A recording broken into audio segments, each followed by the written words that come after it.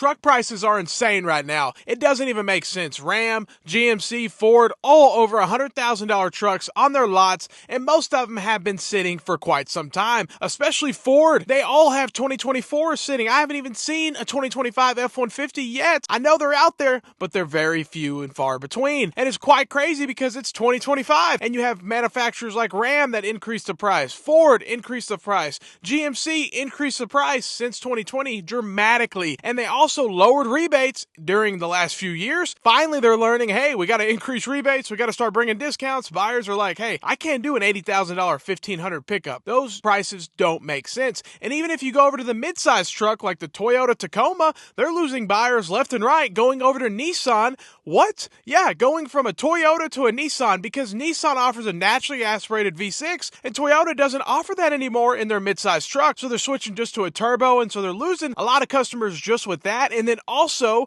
the price. You look at a new Tacoma nowadays, starts in the 40s and it goes up to 60, almost 70, actually 70 grand for a Toyota Tacoma. It's insane. And then you have dealerships doing market adjustments, addendum stickers, all this stuff that makes it hard for truck buyers to get their truck. And then also, especially the Raptors, the TRD Pros, those are the ones that always got the addendum stickers and the market adjustments. But now dealers are learning, hey, we got to pull the market adjustment off. Most of them still keep the addendum sticker on there, but they're like, hey, let's get the market adjustment off.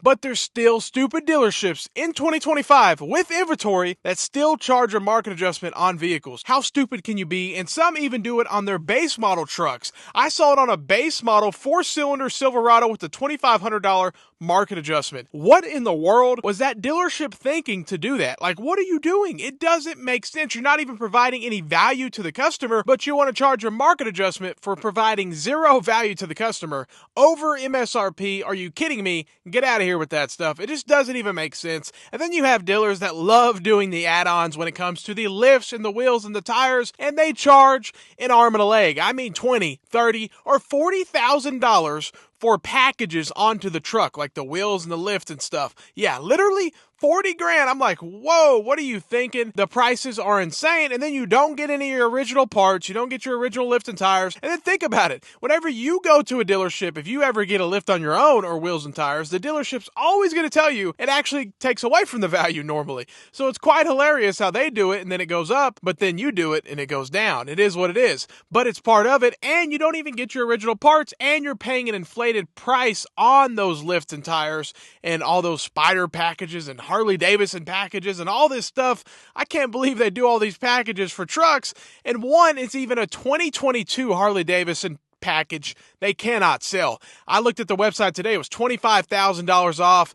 I mean, they just can't sell it. There's no way, because it's 2022 and it's 2025 right now, last time I checked. So yeah, that's a problem. And whoever ordered that, I mean, it's just, why? What are you thinking?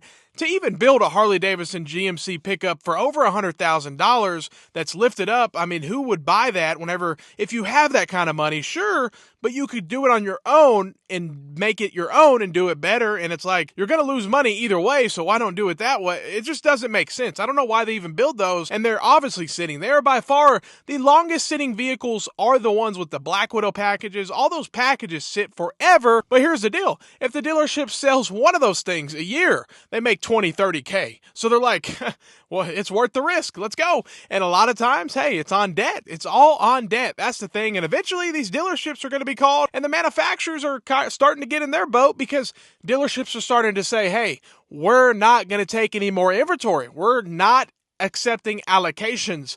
And that's where the manufacturers will get affected, because right now manufacturers are sitting fat and happy. General Motors, Ford, they had a good year in 2025. Their stock's looking okay.